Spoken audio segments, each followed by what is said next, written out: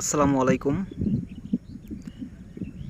এই জায়গাটার সৌন্দর্য আপনি কিভাবে বর্ণনা করবেন?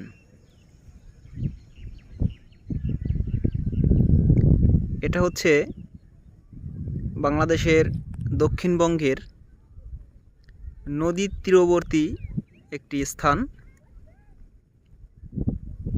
দেখুন, যেন সবুজের একটি গালিচা বিছানো হয়েছে।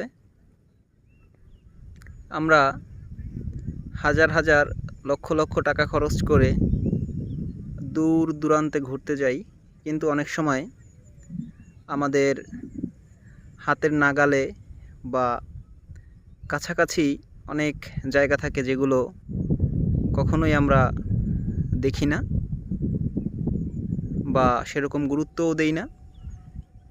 এটি হচ্ছে তেমনই একটি স্থান। এটি পায়রা নদীর তীরে অবস্থিত, বাংলাদেশের পটুয়াখালী জেলায়।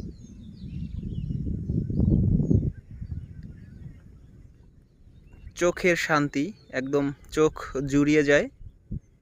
এমনিতেই সবুজ রং চোখের জন্য ভালো, দৃষ্টিশক্তির জন্য ভালো।